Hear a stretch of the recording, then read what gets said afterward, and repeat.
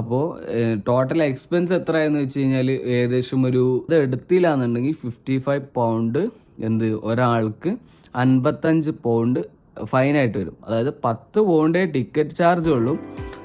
Hi guys, അപ്പോൾ ഒരു 3 ദിവസം നല്ല അടിപൊളി ഒരു ലൈഫായിരുന്നു. സ്കോട്ട്ലാൻഡിലായിരുന്നു. അപ്പോൾ അതിൻ്റെ ചെറിയൊരു എക്സ്പ്ലനേഷൻസും നമ്മൾ പോയ സ്ഥലങ്ങളും എത്ര ചിലവായി എന്നുള്ളതൊക്കെ. എന്നാൽ ഒരു UK വിസ ഉള്ള ഏതെങ്കിലും സ്റ്റുഡൻസ് ആണെങ്കിലും അല്ലെങ്കിൽ എന്ത് ജോലി ചെയ്യാൻ വന്നവരാണെങ്കിലും ഇപ്പോൾ UK വിസയിലുള്ളവർക്ക് ഇംഗ്ലണ്ടിൽ നിന്ന് വേറൊരു രാജ്യം കാണാന്നുള്ളത് സ്കോട്ട്ലാൻഡ് വേറൊരു രാജ്യമാണ്. അപ്പോൾ ആ രാജ്യത്തേക്ക് പോവുക എന്നുള്ളതിന് നല്ലൊരു അടിപൊളി ഒരു ഫീലിംഗ് ആണ്. പിന്നെ പോരാത്തതിന് അവിടുത്തെ കാഴ്ചകളും അവിടുത്തെ നേച്ചർ, അവിടുത്തെ ക്ലൈമറ്റ്, അതൊക്കെ ഒരു വേറെ തന്നെ ഒരു മൂഡാണ്. അപ്പോൾ ഏതായാലും അതിനെക്കുറിച്ച് ഞാൻ കാര്യങ്ങൾ പറഞ്ഞുതരാം. എന്തൊക്കെയാണ് ആവശ്യങ്ങൾ, എങ്ങനെയാണ് ഇവിടുന്ന് പോവുക എന്നുള്ളതൊക്കെ. ഓക്കെ, അപ്പോൾ ഫസ്റ്റ് ഓഫ് ഓൾ ഞങ്ങൾ ഇവിടുന്ന് വീട്ടിൽ നിന്ന് ഇറങ്ങുന്നത് തിങ്കളാഴ്ച രാവിലെയാണ്. തിങ്കളാഴ്ച രാവിലെ ഇറങ്ങിയിട്ട് തിങ്കളാഴ്ച രാവിലെ ഊബർ വിളിച്ച് സ്റ്റാൻസ്റ്റഡ് എയർപോർട്ടിൽ നിന്നാണ് ഫ്ലൈറ്റ്. അപ്പോൾ സ്റ്റാൻസ്റ്റഡ് എയർപോർട്ടിലോട്ട് പോവുകയാണ്. ഊബർ വിളിച്ചു പോയി. അങ്ങനെ സ്റ്റാൻസ്റ്റഡ് എയർപോർട്ട് എത്തി. ടിക്കറ്റ് ആകെ വരുന്നത് 10 പൗണ്ടോ 11 പൗണ്ടോ വരുന്നുള്ളൂ. ഓക്കെ, ഫ്ലൈറ്റ് ടിക്കറ്റ് ഇപ്പം നല്ല ചീപ്പ് റേറ്റാണ്. അപ്പോൾ അതുകൊണ്ട് എന്തായാലും എല്ലാവർക്കും പോകാൻ പറ്റുന്ന ഒരു അഫോർഡബിൾ ആയിട്ടുള്ള റേറ്റും കൂടിയാണ്. അപ്പോൾ സിമ്പിളായിട്ട് നമ്മൾ 10 പൗണ്ടിൻ്റെ ഫ്ലൈറ്റ് ടിക്കറ്റ് എടുത്തു. രാവിലെ ഊബർ വിളിച്ചു, സ്റ്റാൻസ്റ്റഡിലോട്ട് പോയി. 7:00 ഫ്ലൈറ്റ്. 7:00 ഫ്ലൈറ്റ് കയറി അവിടെ 8:30 എത്തി. കൃത്യം 1 മണിക്കൂറും 6 മിനിറ്റ് അങ്ങനെ എന്തോ ആണ് പറയുന്നത്. അപ്പോൾ സ്കോട്ട്ലാൻഡിൽ എഡിംബ്ര ഇൻ്റർനാഷണൽ എയർപോർട്ടിൽ നമ്മൾ ഇറങ്ങി. അവിടുന്ന് നേരെ ഊബർ വിളിച്ച് ഞങ്ങളുടെ Airbnb ബുക്ക് ചെയ്തിരുന്നു ഒരു വീട്. ആ വീട്ടിലോട്ടാണ് പോകുന്നത്. അപ്പാർട്ട്മെൻറ്റ് എടുത്തു. അവിടെ പോയിട്ട് ഫ്രഷൊക്കെ ആയി നമ്മുടെ ലഗേജും കാര്യങ്ങളൊക്കെ അവിടെ വെച്ചു. എന്നിട്ട് നമ്മൾ സൈറ്റ് സീയിങ്ങിന് ഇറങ്ങി. അപ്പോൾ വീട് Airbnb നമ്മൾ ബുക്ക് ചെയ്യുമ്പോൾ നമുക്ക് ഭയങ്കര ഡൗട്ടും കാര്യങ്ങളൊക്കെ ഉണ്ടായിരുന്നു. ബട്ട് Airbnb നല്ല ഒരു പ്രീമിയം ലുക്കും പ്രീമിയം ഒരു ലക്ഷറിയസ് ആയിട്ടുള്ളൊരു സെറ്റപ്പൊക്കെ ആയിരുന്നു. അപ്പോൾ ഫോട്ടോ കാണിച്ചത് നമുക്ക് പുറത്തുനിന്ന് നോക്കുമ്പോൾ അത്രയും വലിയ സെറ്റപ്പ് ഒന്നും തോന്നിയില്ല.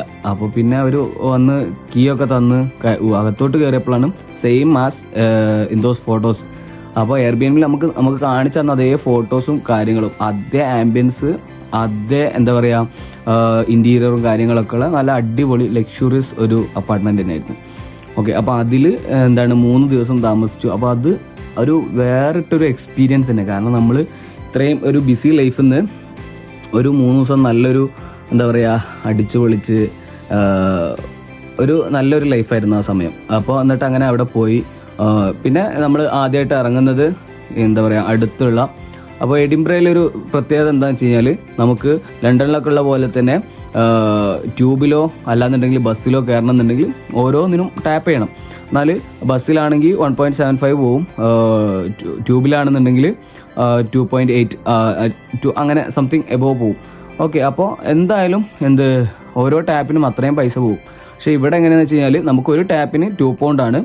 പക്ഷേ നമുക്ക് ഡേ ടിക്കറ്റ് എന്ന് പറഞ്ഞിട്ട് 5 പൗണ്ടിന് എടുക്കാൻ കിട്ടും. ഡേ ടിക്കറ്റ് എടുത്തു കഴിഞ്ഞാൽ നമുക്ക് എവിടെയും എത്രയും പോകാം, ട്രാമിലും ബസ്സിലും എത്രയും ട്രാവൽ ചെയ്യാം.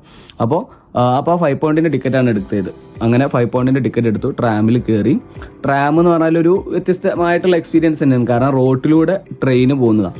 എന്നാൽ ഇപ്പോൾ നോർമൽ വാഹനങ്ങൾ പോകുന്നതിൻ്റെ ഇടയിൽ കൂടെ ജസ്റ്റ് ഈ ട്രെയിന് പോകുമ്പോൾ അപ്പോൾ ജസ്റ്റ് ട്രാൻസ്പോർട്ടേഷൻ എന്താകും, കുറച്ച് നേരത്തേക്ക് ബ്ലോക്ക് ചെയ്തിട്ട് അങ്ങനെ ട്രാം പോയിക്കൊണ്ടിരിക്കും. അങ്ങനെയാണ്. അപ്പോൾ ഏകദേശം സെയിം വേ ആയിരിക്കും നോർമൽ വണ്ടികളും ട്രാമും പോകുന്നത്. അങ്ങനെ ട്രാമിൽ യാത്ര ചെയ്ത് പല സ്ഥലങ്ങളും കാണാൻ വേണ്ടിയിട്ടാണ് പോയത്. ആദ്യമായിട്ട് പോകുന്നത് സെൻറ്റ് ഗൈൽസ് ചർച്ചിലോട്ടാണ്, സെൻറ്റ് ഗൈൽസ് കത്തീഡ്രൽ ചർച്ച്.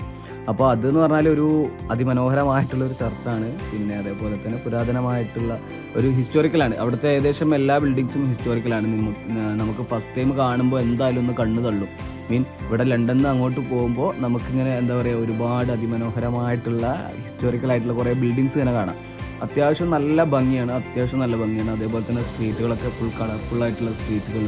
പിന്നെ സ്ട്രീറ്റുകളിൽ ഈ ഒരു ഫ്ലൂട്ട് ഊതുന്ന ആളുകളെ കാണാം. അതായത് അവിടുത്തെ മെയിൻ ഒരു കൾച്ചറിൻ്റെ ഭാഗം കൂടിയാണ് ആ ഒരു ഫ്ലൂട്ട് ഊതുന്ന ആളുകൾ. അത് നല്ലൊരു മനോഹരമാണ്. അപ്പോൾ അതിൻ്റെ ഒരു കീ ചെയിനും കാര്യങ്ങളൊക്കെ ഞാൻ വാങ്ങിയിരുന്നു. അപ്പോൾ അങ്ങനത്തെ നല്ലൊരു ഒരു അടിപൊളി ആയിട്ടുള്ള സൈറ്റ് സീയിങ് ആയിരുന്നു. പിന്നെ അത് കഴിഞ്ഞിട്ട് ഞങ്ങൾ അടുത്തുള്ള ഒരു കാസിൽ കാണാൻ പോയി, അതായത് എഡിംബ്ര കാസിൽ എന്ന് പറഞ്ഞു കഴിഞ്ഞാൽ എഡിംബ്ര കാസിൽ അടിപൊളിയാണ്, നല്ല രസമുണ്ട്. പിന്നെ അത്യാവശ്യം ആളുകൾ ഇരുന്ന് ഫോട്ടോ എടുക്കുന്നുണ്ട്. പിന്നെ എന്താ പറയുക വെച്ച് കഴിഞ്ഞാൽ അവിടുന്ന് താഴോട്ടുള്ളൊരു സീനുണ്ട്, അത് അത്രയും അടിപൊളി ഒരു അതിമനോഹരമായിട്ടുള്ളൊരു സ്ഥലം എന്ന് പറയാം. താഴോട്ട് ഇങ്ങനെ നോക്കുമ്പോൾ നമുക്ക് നല്ല ഒരുപാട് ചെറിയ ചെറിയ ബിൽഡിങ്സും അങ്ങനെ നല്ലൊരു ഫീലാണ് അത് കാണുമ്പോൾ. പിന്നെ സ്ഥലങ്ങൾ എത്ര സ്ഥലങ്ങൾ കണ്ടു എന്നുള്ളതല്ല, എത്ര സ്പോട്ട് നമ്മൾ പോയി എന്നുള്ളതല്ല ഈ ഒരു യാത്രകളുടെ ഒക്കെ ഒരു ഇതെന്ന് പറഞ്ഞു കഴിഞ്ഞാൽ. എന്ന് വെച്ച് കഴിഞ്ഞാൽ നമ്മൾ ഒരു സ്ഥലത്ത് പോകുന്നു, അവിടെ ഒരു 3 ദിവസം ജീവിക്കുന്നു, നല്ല ഒരു ടെൻഷനില്ല, ഫുൾ ടെൻഷൻ ഫ്രീ ആയിട്ട് നല്ലൊരു ലൈഫ്, അതാണ് വേണ്ടത്. എന്ന് വെച്ചാൽ നമ്മളിവിടെ അത്രയും ബിസി ലൈഫാണ്, നമ്മളിവിടെ ലണ്ടനിൽ താമസിക്കുമ്പോൾ അത്രയും ബിസി ലൈഫാണ്. അപ്പോൾ അതിൻ്റെ ഇടയിൽ നിന്ന് കുറച്ച് കാലം മാറി നിൽക്കുക, ഒരു 2-3 ദിവസം മാറി നിൽക്കുക, എന്നിട്ട് അവിടെ നമ്മുടെ എൻജോയ് ചെയ്തിട്ട് ഒരു നല്ലൊരു ലൈഫ്, ഒരു 3 ദിവസത്തെ നല്ലൊരു ജീവിതം ജീവിച്ചു എന്ന് പറയാം. ഓക്കെ, അപ്പോൾ അങ്ങനെയാണ് വെച്ചാൽ. പിന്നെ 2ാമത്തെ ദിവസം കാണുന്നത് എന്താ പറയുക, അടുത്തുള്ള കുറച്ച് മാളുകളിൽ പോയി. പിന്നെ കാൾട്ടൺ ഹില്ലിലോട്ടാണ് പോകുന്നത്. കാൾട്ടൺ ഹില്ല് എന്ന് പറഞ്ഞാൽ ഒരു എന്താ പറയുക, ഒരു കുന്നൊക്കെ കയറിയിട്ട് പോകണം, കുന്ന് കയറി പോവുക. നമുക്കവിടെ എന്താ പറയുക, ഒരു കുത്തം മിനാർ പോലത്തെ ഒരു സംഭവം കാണാം, ഒരു മിനാറും പോലത്തെ. പിന്നെ അതേപോലെ തന്നെ അതിൻ്റെ പിന്നെ 4 പില്ലർ വരുന്ന ഒരു ഇതുണ്ട്, എന്താ പറയുക, ഒരു മോണമെൻറ്റ്, അതും കാണാം. അപ്പോൾ അത് നല്ല രസമാണ്, ഫോട്ടോസൊക്കെ എടുക്കാം, നല്ലൊരു ഭംഗിയുള്ള ഏരിയയാണ്. പിന്നെ അതേപോലെ തന്നെ അവിടുത്തെ ക്ലൈമറ്റും അവിടുത്തെ ആ ഒരു നേച്ചറൊക്കെ ഭയങ്കര എന്താ പറയുക, ഒരു ഇമ്പ്രസീവ് തന്നെയാണ്. കാരണം നമുക്ക് പിന്നെയും പോകാൻ തോന്നും അങ്ങനത്തെ ഒരു സ്ഥലം. പിന്നെ അവിടെ നിന്ന് വരുമ്പോൾ ഉള്ള ഒരു ഫീലിംഗ് എന്ന് പറഞ്ഞു കഴിഞ്ഞാൽ എന്തൊക്കെയോ നമുക്ക് മിസ്സാവുന്ന പോലെ, നല്ലൊരു ലൈഫിലെ എന്തൊക്കെയോ മിസ്സാവുന്ന പോലെയായിരുന്നു അവിടെ നിന്ന് വരുമ്പോൾ. അത്രയും നമുക്ക് എന്തൊരു അറ്റാച്ച്ഡ് ആയി അവിടുത്തെ ഒരു സ്ഥലം, ആ എഡിൻബർഗ് എന്ന് പറയുന്ന സ്ഥലം. അത്രയും ഇംപ്രസ്ഡ് ആണ്. ലൈക്ക് അവിടുത്തെ ആളുകളാണെന്നുണ്ടെങ്കിലും, അവിടുത്തെ ക്ലൈമറ്റ് ആണെന്നുണ്ടെങ്കിലും, അവിടുത്തെ നേച്ചർ ആണെന്നുണ്ടെങ്കിലും, അവിടുത്തെ ഫുഡ് ആണെന്നുണ്ടെങ്കിലും ഒക്കെ എന്താ പറയുക, റിപ്പീറ്റ് ആയിട്ട് നമുക്ക് പിന്നെയും കിട്ടാൻ തോന്നും അങ്ങനത്തെ ഒരു സ്ഥലം. അതേപോലെ തന്നെ നമ്മൾ എന്താ പറയുക, ഒരു മന്തി ഷോപ്പ് കയറിയിരുന്നു അവിടെ മന്തി കഴിക്കാൻ വേണ്ടിയിട്ട് ഉച്ചയ്ക്ക് ഒരു ദിവസത്തെ ലഞ്ച്. അത് ഇവിടെ UK വന്നിട്ട് നാട്ടിലത്തെ അതേപോലത്തെ ഒരു മന്തി കഴിക്കുന്നത് ആദ്യമായിട്ട് അവിടുന്ന്. 2 ദിവസം മന്തിയാണ് കഴിച്ചത്, ഒരു ദിവസം നാട്ടിലത്തെ അതേ ഒരു ഫീല് കിട്ടി. കാരണം നമുക്ക് ഇവിടെ എന്ന് പറഞ്ഞു കഴിഞ്ഞാൽ UK അറിയുന്നവർക്കൊക്കെ അറിയാം, നമുക്കൊരു ചെറിയ പ്ലേറ്റിൽ റൈസ് പിന്നെ അതിൻ്റെ പീസ് കൊടുന്ന് വെക്കാറ്. ഇത് നാട്ടിൽ കൊടുന്ന് വെക്കുന്ന അതേപോലെ തന്നെ വലിയ ഒരു വട്ടത്തിൽ വലിയ ഡിഷിൽ കൊടുന്ന് വെക്കും.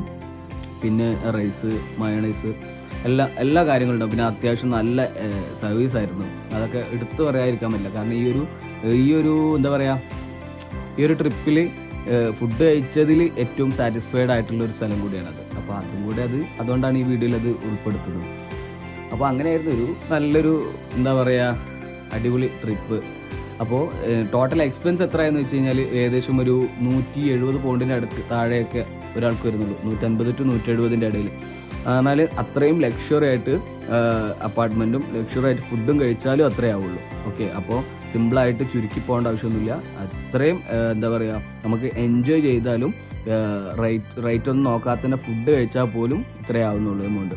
അപ്പോൾ ഫുഡിനാണ് ഏകദേശം നല്ല എമൗണ്ട് വന്നത്. പിന്നെ ഒരു കാര്യം സൂചിപ്പിക്കാനുള്ളതെന്ന് വെച്ചാൽ സ്റ്റാൻസ്റ്റഡ് എയർപോർട്ടിൽ നിന്നാണ് നമ്മൾ എന്താ പറയുന്നത്, റയാനെയറിലാണ് പോകുന്നത്. റയാനെയർ ഞാൻ പറഞ്ഞല്ലോ 10 പൗണ്ട് ടിക്കറ്റ് ഫ്ലൈറ്റിൻ്റെ ടിക്കറ്റ് ചാർജ് വരുന്നുള്ളൂ. അപ്പോൾ അതിന് നമ്മൾ 2 മണിക്കൂർ മുമ്പ് ചെക്ക് ഇൻ ചെയ്യണം, ഓൺലൈൻ ചെക്ക് ഇൻ ആണുള്ളത്. എന്നിട്ട് ബോർഡിംഗ് പാസ് ഒക്കെ എടുക്കണം. അത് എടുത്തില്ലാന്നുണ്ടെങ്കിൽ 55 പൗണ്ട് ഒരാൾക്ക് 55 പൗണ്ട് ഫൈനായിട്ട് വരും. അതായത് 10 പൗണ്ടേ ടിക്കറ്റ് ചാർജ് ഉള്ളൂ. 2 ഹവേഴ്സിന് മുമ്പ് നമ്മൾ ചെക്ക് ഇൻ ചെയ്യണം, ഓൺലൈൻ ചെക്ക് ഇൻ. അത് ചെയ്തില്ലാന്നുണ്ടെങ്കിൽ 55 പൗണ്ട് എന്തായാലും നമ്മൾ അവിടെ അടക്കേണ്ടി വരും. അപ്പോൾ നമ്മുടെ കൂടെ ഒരു മലയാളി ടീംസ് ഉണ്ടായിരുന്നു, അവർ എന്തായാലും ഈ ഓൺലൈൻ ചെക്ക് ഇൻ ചെയ്യാത്തതുകൊണ്ട് 55 പൗണ്ട് എക്സ്ട്രാ അടക്കേണ്ടി വന്നു. ഓക്കെ, അപ്പോൾ അത് എന്തായാലും പോകുന്നവരൊക്കെ മനസ്സിൽ എന്താ പറയുക, ആ ഒരു കാര്യം ശ്രദ്ധിക്കുക. പിന്നെ അവിടുത്തെ ഒരു ചെക്കിങ് എന്താണെന്ന് വെച്ച് കഴിഞ്ഞാൽ നമ്മുടെ കയ്യിൽ 100 ml മുകളിൽ ഉള്ള ലിക്വിഡ് ഐറ്റംസ് ഒന്നും ഉണ്ടാകാൻ പാടില്ല. അതായത് ഇപ്പോൾ ഞാനൊരു ഫേസ് വാഷ് എടുത്തിരുന്ന കയ്യിൽ അത് 150 ml ആയിരുന്നു, യൂസ് ചെയ്തതാണ്, പക്ഷെ അത് അവിടെ വാങ്ങിച്ചു. അപ്പോൾ അതേപോലെ തന്നെ എന്ത് സാധനമാണെന്നുണ്ടെങ്കിലും നിങ്ങൾക്ക് കൊണ്ടുപോകാനുള്ളത് ജസ്റ്റ് ചെറിയ ബോട്ടിലോ അല്ലെങ്കിൽ ചെറിയൊരു ഡബയിലാക്കി കൊണ്ടുപോകാം, അതാണ് നല്ലത്. പിന്നെ അതേപോലെ തന്നെ ഈ ലിക്വിഡ് ഐറ്റംസ് ഒക്കെ ഒരു കവേർഡ് ആക്കിയിട്ട് കൊണ്ടുപോകണം. എന്നാൽ നമ്മുടെ അടുത്തുള്ള എല്ലാ ലിക്വിഡ് ഐറ്റംസും കൂടി ഒരു കവറിൽ, ചിലപ്പോൾ അവിടുന്ന് കവർ തരും, ഞങ്ങൾക്ക് അവിടുന്ന് കവർ തന്നിരുന്നു, അല്ലാന്നുണ്ടെങ്കിൽ വീട്ടിൽ നിന്ന് കവറാക്കി കൊണ്ടുപോകാൻ പറ്റുമെങ്കിൽ കവറിലാക്കി കൊണ്ടുപോകാം. അപ്പോൾ അത് മാത്രം, ഈ 2 കാര്യങ്ങൾ നിർബന്ധമായിട്ട് ശ്രദ്ധിക്കുക. ഓക്കെ, അപ്പോൾ ഇനി സ്കോട്ട്ലാൻഡിലോട്ടൊക്കെ പോകണമെന്നുണ്ടെങ്കിൽ എന്തെങ്കിലും ഡൗട്ട്സും കാര്യങ്ങളൊക്കെ ഉണ്ടെങ്കിൽ കമൻസിൽ ചോദിക്കും. ഓക്കെ, വീഡിയോ ഇഷ്ടപ്പെട്ടാൽ ലൈക്ക് ചെയ്യുക, സബ്സ്ക്രൈബ് ചെയ്യുക. Thank you, by.